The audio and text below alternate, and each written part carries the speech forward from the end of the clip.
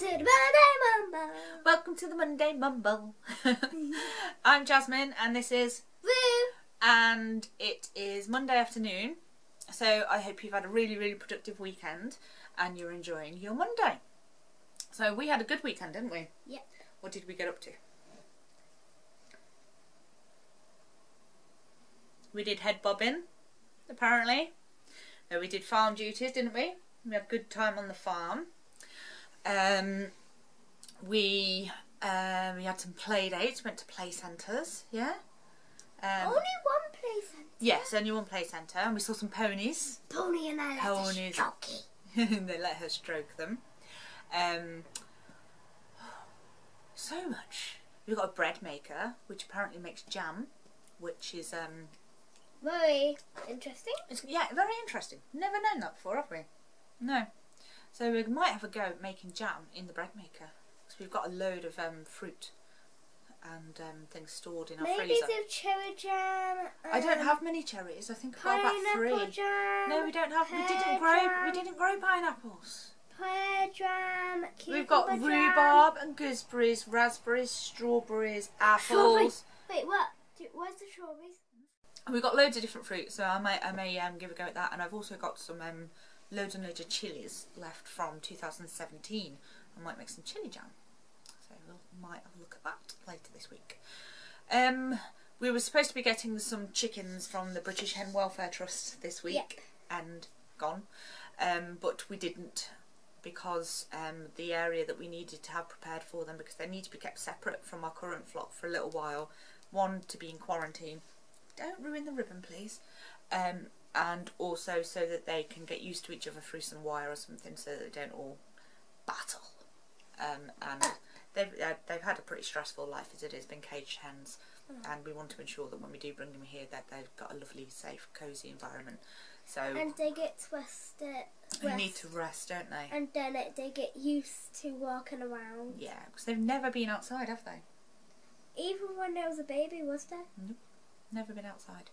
And they might be in some poor condition with the feathers, no feathers and things like that, so we want to make sure that they're nice and safe and dry and warm. When we didn't have that quite finished, so we decided we're not rescuing that weekend gone, we're going to get some just after Christmas. So another thing I wanted to say is that we did actually film a weekend roundup, but my editing suite has decided to join the camera in being mischievous every now and then, and so the files corrupted and lost. I did still have them on the camera, so I've re-downloaded them today. So I'm going to re-edit that together, and hopefully we'll get the weekend roundup video for you in a day or two. It's a really busy week. We've got birthdays this week. We've got it's the anniversary of my father's passing as well, and all sorts going on. So I don't know if we'll have many videos up this week. So if we don't hit our targets of like Monday, midweek, Saturday, weekend for the next couple of weeks, then blame the camera. We don't hit the target of our giveaway. We won't. No, we will hit that target. We're not talking about that just yet. You need to blame the camera and the editing suite, because they are useless and we can't afford to replace them yet. So we're just gonna have to make do with what we've got. So, but before we get into Roos, she's got something she wants to show you. We want to talk about something that we're going to do this year, aren't we? So we want to do something called the 2018 Roundup. And we was going to make a separate video for this, just for you guys, to show you what we've done. And we was going to add to 6 questions about the best and the worst, but other bits and bobs as well, what inspired us. And then we thought, we want to get other people involved, don't we? Because we thought it might be nice to hear what other people have done this year and how that affects what they want to do next year. So this video, we're going to do a series of 6 questions. And then at the end we're going to nominate 3 people, 3 channels, and if you want to make a video, then you don't have to do it, obviously. If you're nominated, don't feel obliged, and then if you do and you want to nominate 3 other people, then we can keep it going and see what everyone's been up to, and hopefully find some more new channels, because that's what I've loved about YouTube in the last, say, month. We've been able to discover loads of new channels, and it's been really great fun. I do have to catch up on quite a few videos because it's been so busy, and I need to catch up on some comments on my videos as well. But thank you for commenting all the time. It's been really great. Really good to chat to people, isn't it? So, 2018 Roundup. let's talk about it. Question number 1. Question number 1. What was your best crop this year? Now for us, I think the best thing was, I mean in terms of consistent harvests, was the squeaky beans, our dwarf beans. We planted more of them this year. It still wasn't enough. I don't think we're ever going to be able to grow enough for fresh beans. You sniffing Aslan? Totally normal child. So they did really well. Our tomatoes did well as well, didn't they? Tomatoes did really well when we got to eat them. Because if you've been following us over the summer, then you will know that we had a thief on our allotment, didn't we? And they kept taking our tomatoes. They waited until they were ripe and then they took them, and so in the end we ended up just harvesting them just as they were starting to blush, which means they wasn't perfect.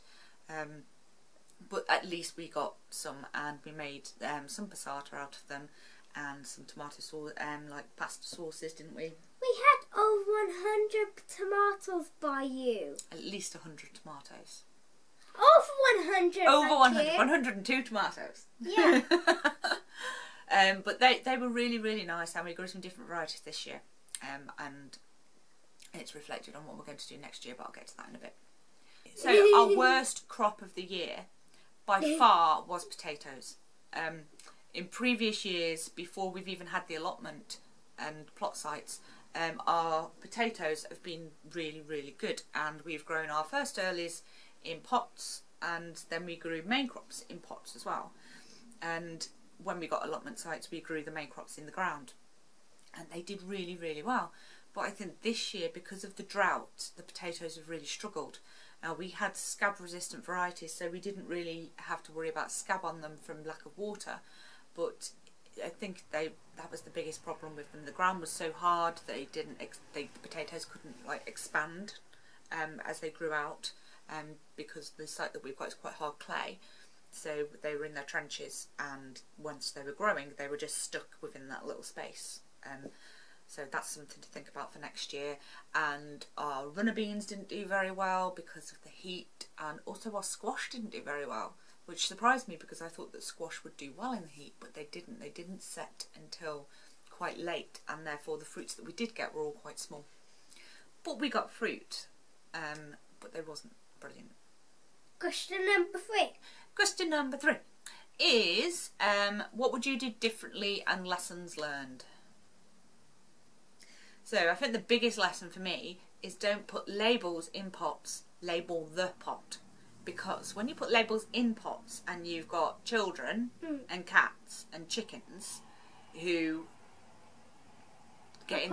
are crazy, then they all fall down somehow by some kind of miraculous accident where nobody was involved at all, and nobody went near them, but they all fall down. And if the labels come out, then you don't know what's what, which happened to our brassicas, all of them, which meant at the end we didn't get sprouts because what fell down the chickens also ate. And it also happened to all of our tomatoes, so we wasn't sure what they were when we put in the mint either. Our biggest challenge, so this is question number, yeah, that's 4. 1, 2, 3, 4. Question number 4. Biggest challenge of the year. So what was your biggest challenge? Our biggest challenge was obviously the drought, so I think that was pretty much the same for a lot of people. We did have water on site, but it still didn't really help. And also our biggest challenge was getting our half plot late in the year, so we just literally got everything in, and then we obviously got our new plot, so all of our winter crops had to be sown very, very quickly as we moved over, and also our spring cabbages that had to be transplanted as well, and I think we've had a couple of casualties by doing that. So that was our biggest challenge, having 2 plots changeovers within one season basically. It was hard work, wasn't it?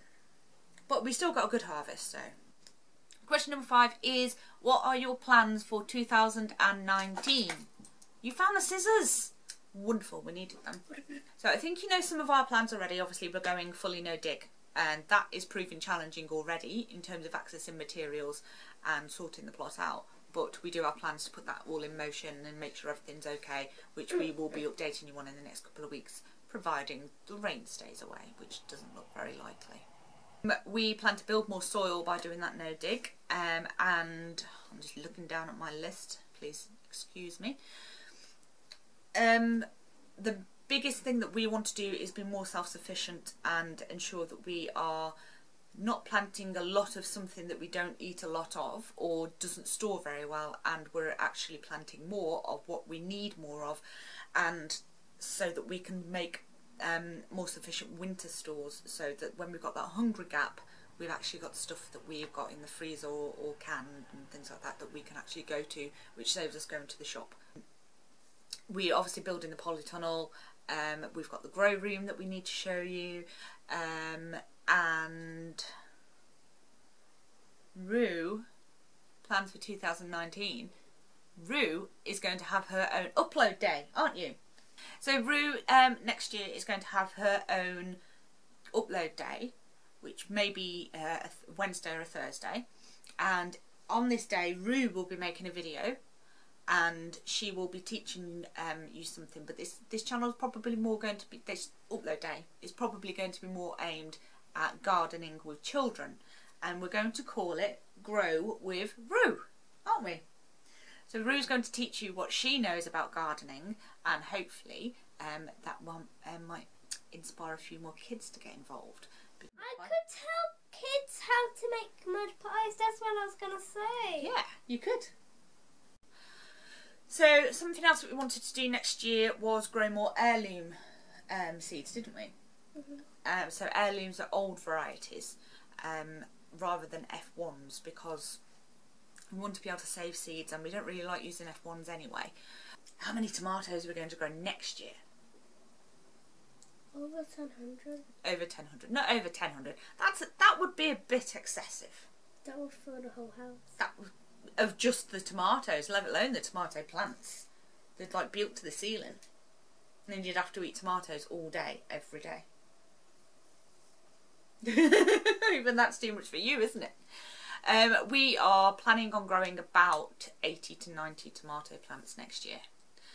Some of these are going to be experiments to see what we like, so we'll just grow a couple of them. And other ones we're growing like a big, like about 20 to 30 plants of one type, like our cooking tomatoes, so that we've got a good amount to make our sauces and things with, rather than like 2 or 3 plants and then waiting for them to ripen.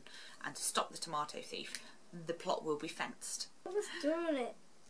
Stop it. We had enough of it. We have had enough of it, haven't we? So they stole our... They've Cabbage. had cabbage, cauliflower, broccoli, beans and tomatoes. Lots of beans, actually, didn't they? All of our shelling beans. No, they didn't take our courgette. No, because we only had like 5 courgettes. Cucumber? Yeah, they did take a cucumber, didn't they? How hungry are they? Well, they've got their own plot, so maybe they should just grow some more stuff. Just ask us if you want anything. We don't mind giving it if you ask, do we? Yeah. If you can come every day and ask us if you want, but not stealing, because that is very bad doing. Mm-hmm. And we didn't grow it for you to take. No, we grew it because we need it. Yeah, and we yeah. want But it if they need it as well, if they're hungry, they can have some. Yeah, but not first. Ask first. Okay, so just as a recap, because we do tend to waffle, because it's the Monday. It's the Monday. Mumble. Monday Mumble, that's what we do, we waffle. That's why you tune in, to watch us waffling. You can join us. You can join us. If you hit the bell and subscribe. Only if you hit the bell and subscribe. Okay, can I get back on with the categories now? No. Please. No. Okay, shush. Okay, so the categories were I'm going to look down as I refer to these. So your best crop of the year, your worst crop of the year, what would you do differently, or the lessons that you've learned, the biggest challenge that you faced, plans for 2019, and then we missed one category off, didn't we? Mm-hmm. Silly us. And that is, who has inspired you in 2018? Now for us, a big inspiration for us has been Richard Perkins over at Ridgedale Farm. I'm going to link his channel below, and he runs a small farm in Sweden. He's a fantastically inspiring guy who has dedicated his life to educating others, and I think you might find him inspiring too. And Richard Perkins runs an apprenticeship course, and the second person who inspired us was Jake at Oxygen Organics, and we went down to his farm, didn't we? Yeah. Yeah, we went down there and he showed us around, and he had this massive market garden. It's all organic, no till or no dig, and it was amazing. It's one of those moments, it's just totally blown away, and you come away and you feel completely exhausted. I fed the sheep. You did, you fed the sheep. I fed the cows. And the pigs. And I fed the chickens. And you had apples off the trees. I had an apple. It was a lovely, lovely place. And then we went to the pub for a drink afterwards, and it was really nice. So Jake learned from Richard Perkins, and it was really nice to be able to go and visit his farm and him show us around. And his ethos and the way that he works has really inspired the way that we're going to work next year. Mogwai wants to be in on the video. She's singing us a little song, isn't she? Yeah. Okay, so the final part of the challenge. If we get to it, don't touch the table. I'm trying to get comfy. I'm trying to... I've got her fidgeting, the chicken singing her song of her people. I'm just trying to get through this challenge. It's taking forever. So, the final part is 3 nominations. So, once you've done all of your questions, you can nominate 3 people. And our 3 people are Brimwood Farm. Love the channel. I'd be really interested to see what your bests and worsts and inspirations were for this year. Our second channel is Guru Mifinda, who is a little channel, but absolutely amazing guy. Please go check him out. Give him some love because he's fantastic. And then we've got Vivi at What Vivi Did. I always mess up on the last one, don't I? And then there's Vivi at What Vivi Did Next. So hopefully, Vivi, you'll be up for the challenge. I know you don't always get to do the challenges because you're like incredibly busy, but if you want to do it, we'd love to hear what you've got to say. So who are your 3 nominations for the 2018 Roundup Challenge? And whoever goes and follows those channels, I hope there's new ones coming out soon. Yeah, we want it would be lovely. That's kind of the aim, isn't it? That people go and follow, they find new channels and they see their new videos that they're putting out. Yeah, finally got through it. So let's move on to the next thing.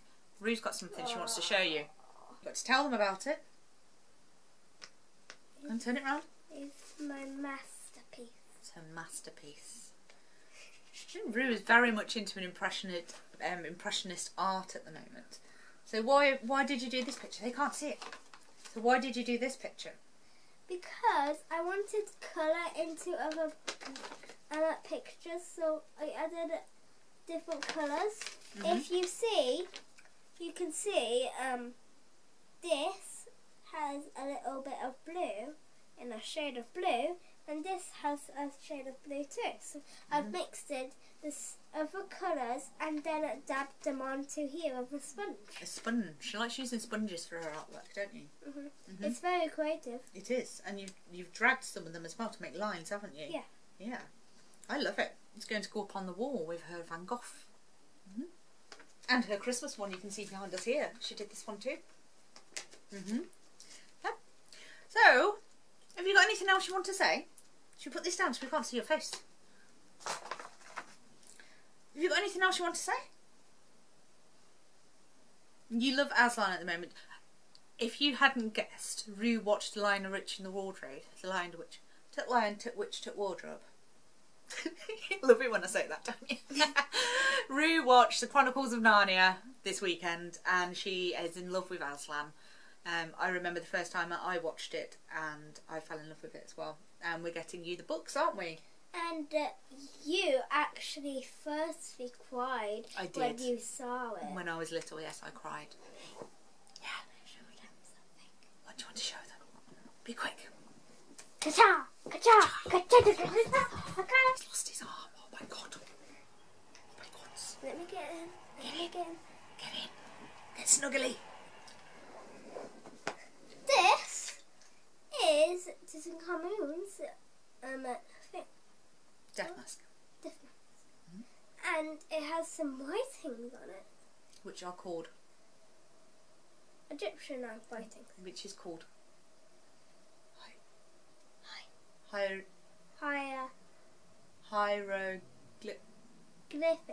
Hieroglyphics. Yes. This man's lost his arm. Who is this? I don't know. A gnat. And Nefertum. Yeah. I have some more. Nefertum. Favourite god. Hopefully. Bast. She's beautiful, isn't she? Yeah, and it still has just very special writings on. Now, Roo actually decoded all of the hieroglyphics around these statues, didn't you? Yeah. And what did they say? Nonsense. Whoever makes these statues, they say nonsense. And place where you poo the pong bit. You poo the pong? No, you hit the ball into the thing. Crazy golf. Yeah, golf. Yeah, golf. I'll have to show you this. And then a cowboy hat. Okay. Right. From ancient Egypt, we have Golf. crazy miniature golf, a tomb, and a cowboy hat. And then... Baby, I love you. And then... That's enough of Bast for now, okay? So yes, that's another thing that we've been doing. Have you been chewing Aslan's ribbon? It's soggy. So we've been doing lots and lots on the Egyptians, again. But you can never learn too much about the Egyptians. I'm learning new things about the Egyptians and I've been studying them all my life. So me too. It's been good, hasn't it? Yeah. Okay, I think the Monday Mumble has been mumbling for long enough. Remember, we are very, very, very close to the 1,000 like giveaway. So if you haven't subscribed yet, please do, and hit the bell. Hit the bell. Then you can see any videos that we do new every time. And I promise there will be a video soon of us not sitting on the sofa. We will do a video actually doing something. Oh, which reminds me, I've got a great video that I'm going to test, which is from the channel Happy Homestead. If you haven't found them before, we're going to do a video inspired by something that they did recently. So hopefully I can film that tomorrow, or the next day, or the day after. By the end of the week, I'll film that because I need it in time for Christmas. Okay? Yep. So what did we say? Thank you for watching. Thank you for watching. This has been Alternative Smallholding with Jasmine and Roo and Aslan. And we will see you all soon. Bye bye.